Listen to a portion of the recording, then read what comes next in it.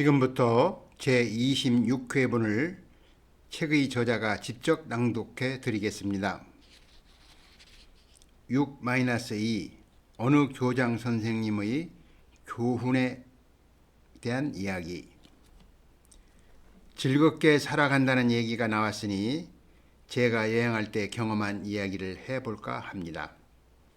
몇 년 전 저희 부부는 함께 4박 5일의 일정으로 중국의 장가게라는 곳을 여행하였습니다. 여행사에서 모집한 패키지 여행이므로 각 지역에서 다양한 분들이 함께 여행하게 되었습니다. 20여 명이 되는 여행객들은 여행 중에서 서로 자신을 소개하고 서로를 돌봐주고 서로를 안내해주며 사진도 찍어주고 서로 음식도 나누어 먹고 웃고 즐기면서 한마음이 되어 재미있는 여행을 하였습니다. 그런데 우리 단체 중에는 70세를 막 넘기신 아주 건강한 모습의 노인 부부께서 친척 몇 분과 함께 여행을 오셨습니다. 이 노인 부부는 여행 중에 다른 여행객들과 즐겁게 웃고 함께 어울리면서 주위 분들을 오히려 이끌어 주시는 편이어서 여행객들은 그분의 나이에 크게 부담을 느끼지 않았고 편안하고 기쁘게 지낼 수 있었습니다. 그리고 제가 옆에서 보기에도 이 어른은 부인을 끔찍히 생각하시는 것 이외에도 여행객들과 함께 퍽 즐겁고 기쁘게 행동하시는 것이었습니다. 그래서 저는 내가 나이가 들어도 저런 분을 닮아가야겠구나 하고 생각하면서 이 어른이 어떤 일을 하셨던 분인지 궁금해서 함께 관광 온 친척 한 분께 살짝 물어보았습니다. 그래서 이 어른은 몇 년 전에 중학교 교장 선생님으로 정년퇴직하신 분이라는 것을 알게 되었습니다. 우리 일행은 이렇게 며칠간을 함께 다니다 보니 서로 친숙해졌고 여행 마지막 날이 되자 헤어지기도 섭섭할 정도였습니다. 마지막 날 모두는 아쉬운 마음으로 짐을 챙겨서 버스에 탔는데 가이드 말에 의하면 약 2시간 정도 가야 공항에 도착할 수 있다고 했습니다. 버스가 출발하자 잠시 후 여행객 중 한 분이 일어나서 인사를 하였습니다. 그동안 가족과 같이 즐겁고 재미있게 지냈다는 말과 좋은 추억이 되었다는 말을 하면서 노래까지 한 곡 부르고 나더니 앞좌석에서부터 차례로 노래를 불러도 좋고 재미있는 이 얘기를 하셔도 좋으니 끝 인사말을 하자고 제안했습니다. 여행객 모두는 동의했고 차례차례 한 사람씩 인사말을 하고 노래 한 곡씩을 불렀습니다. 여행객들은 손뼉을 치며 장단을 맞추면서 즐거운 시간이 흘렀습니다. 한 사람 한 사람씩 자기 차례가 끝나고 교장 선생님으로 정년퇴직하셨다는 그분의 차례가 되었습니다. 그분은 마이크를 잡으신 뒤 이번 여행은 함께 오신 여행객 모든 분들이 너무 좋은 분이라서 모두 즐겁고 기쁘게 4박 5일의 일정을 보낸 것 같다는 간단한 인사 말씀과 함께 여행이란 참으로 즐거운 것이라고 말씀을 꺼내신 뒤 즐거움에 대한 언급한 로마 속담을 한마디 하시겠다면서 속담 내용을 말씀하시기 시작하였습니다. 여러분, 하루가 즐거우시려면 어떻게 하시면 되는 줄 아십니까? 차내 여행객들은 모두 조용했습니다. 물론 저도 모르니 아무 말도 못하고 있었습니다. 모욕이나 이발을 하시면 하루가 즐겁습니다. 옛 로마 사람들은 그렇게 말하면서 목욕을 즐겼습니다. 그러면 일주일이 즐거우시려면 어떻게 하시면 되는 줄 아십니까? 또다시 차내 여행객들은 조용했습니다. 저도 이리저리 생각해 보았지만 도무지 생각이 안 났습니다. 결혼을 하시면 일주일이 즐겁습니다. 옛 로마 사람들은 결혼을 이렇게 즐거운 일로 표현하고 있습니다. 또 이보다도 더 즐거운 표현한 말, 한 달이 즐거우시려면 어떻게 하시면 한 달이 내내 즐겁겠습니까? 이 물음에 여행객들은 점점 조용해졌습니다. 저 역시 고개만 까뚱거리면서 그 교장 선생님을 쳐다만 보고 있었습니다. 이사를 하시면 한 달 내내 즐겁습니다. 역시 옛 로마 사람들도 이사를 하여 집단장하는 것이 커다란 즐거움이었던 것 같습니다. 자, 그러면 이제 1년이 즐거우시려면 어떻게 하시면 되겠습니까? 여행객들은 이제는 정답을 알 수 있다는 듯 여행 등 이야기를 하며 소곤대기 시작했습니다. 저도 여행 이야기를 하려고 그러시는구나 하면서 잠깐 멈칫하는 사이에 어느 여행객 한 분이 여행입니다 하고 말씀하셨습니다. 예, 맞습니다. 여행입니다. 옛 로마 사람들도 이렇게 여행을 즐거움 중에 가장 큰 즐거움으로 생각하면서 여행을 즐겼던 것 같습니다. 우리 이 버스 안에 계신 여행객분들도 이 즐거움을 느끼시면서 여행을 하셨을 것입니다. 이 즐거움을 1년 내내 고이 간직하시길 바라겠습니다. 우리 일행은 교장 선생님께서 이 말씀이 끝나자 이분이 말씀이 다 끝난 줄 알고 박수를 치기 시작했습니다. 저도 박수를 치려는 순간 다시 교장 선생님께서 말씀을 이으셨습니다. 지금까지 하루, 일주일, 한 달, 1년을 지내는데 어떻게 하면 즐겁게 지내는가에 대한 여러 가지 즐거움에 관하여 얘기했습니다. 그러면 이제 마지막으로 평생을 즐겁게 살려면 어떻게 하시면 평생을 즐겁게 사시겠습니까? 박수 소리가 뚝 그치고 차 안은 다시 조용해졌습니다. 잠시 시간이 지났습니다.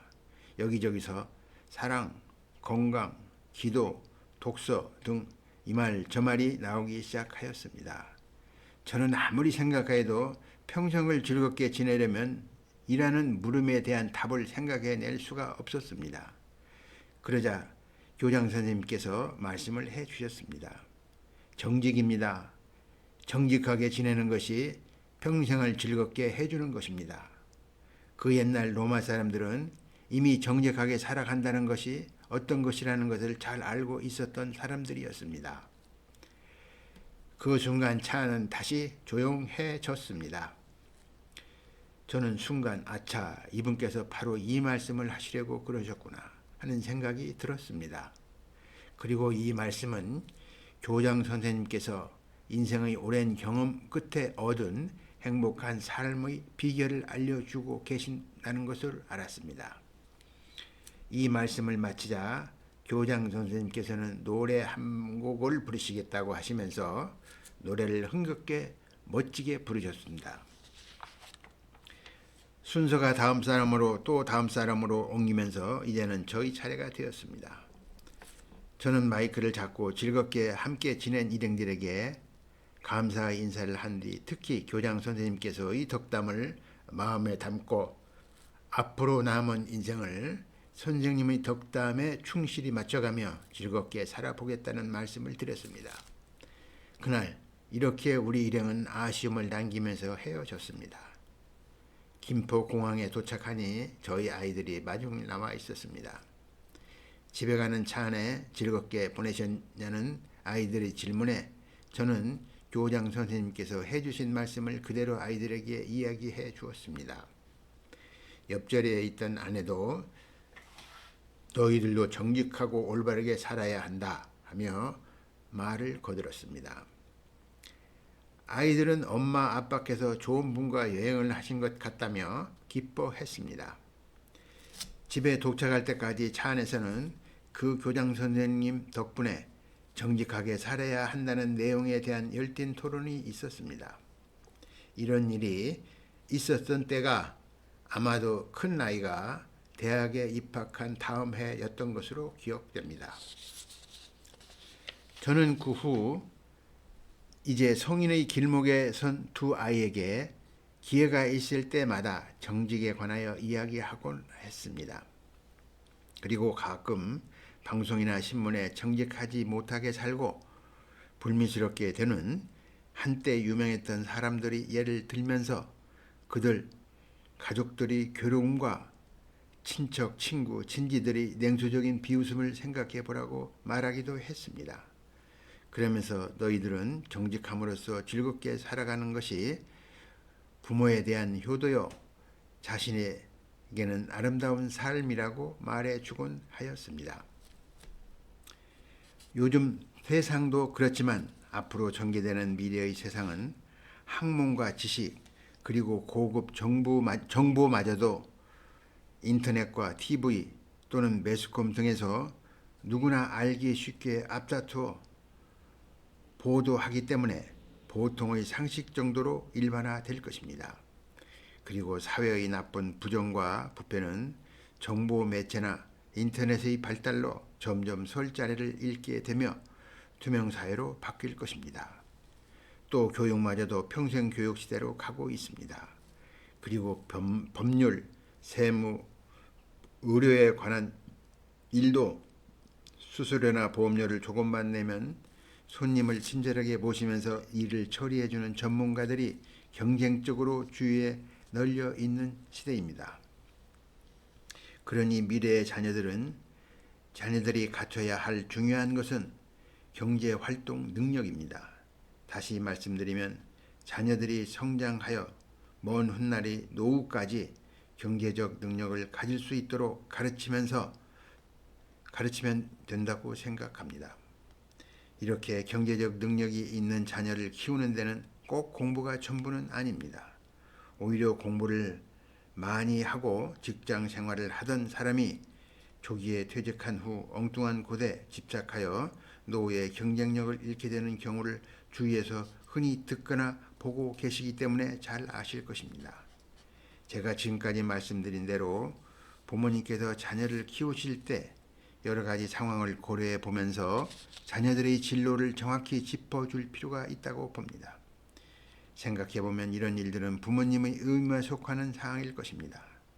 그래서 저는 자녀를 공부시키는데 사교육비나 조기 유학을 보내면서 맹목적으로 돈을 많이 쓸 것이 아니라 알뜰하게 계획을 세워 대학을 졸업시킨 뒤 얼마간의 자금을 주어 자영사업을 시켜보는 것도 좋은 방법 중에 하나라고 생각합니다. 세상은 정말 다양합니다. 그리고 할 일도 많습니다. 그러니 남이 뛴다고 나도 덩달아 같이 뛸 필요는 없다고 생각합니다. 즉 남이 자녀들을 이런저런 식으로 공부시킨다고 나도 내 자녀들을 이런저런 식으로 공부시켜 출세시켜야겠다는 생각을 하실 필요는 없다는 뜻입니다. 왜냐하면 내 자녀에 관한 한 부모님보다 더 잘 알고 계시는 분은 아무도 없기 때문입니다. 예를 들어 어떤 사람이 극적으로 성공하여 신문이나 방송에 연일 계속 보도되고 있는 기사 내용이 있다고 합시다. 그러면 모든 사람은 그를 칭찬합니다. 그 기사 내용은 그 사람이 스스로 피나는 노력에 의하여 성공했을 때 그 성공한 사람을 대상으로 매스컴에서 기사거리로 보도하며 떠들어대는 것이지 내 아이가 그렇게 된 것은 아닙니다. 그리고 또 한편으로 아무리 이리저리 생각해 봐도 내 아이를 그런 사람처럼 성공한 위치에 올려주려고 도와주는 사람은 한 명도 없다는 것입니다. 내 아이는 설마 잘 되겠지 하는 노력 없는 기대는 일찍 버리시는 것이 좋다고 생각합니다. 남이 우리 아이 인생을 보장해주거나 살아주는 것이 아니기 때문이며 오히려 어떤 면에서 경쟁자가 될 수도 있기 때문입니다. 그래서 자녀가 어릴 때부터 부모의 역할이 중요한 것이며 아이들의 장래는 아이를 어릴 때부터 주의 깊게 관찰해 온 결과에 따른 부모님의 현명한 판단에 달려있다고 저는 생각합니다. 여기까지 저자의 낭독을 마치겠습니다. 감사합니다.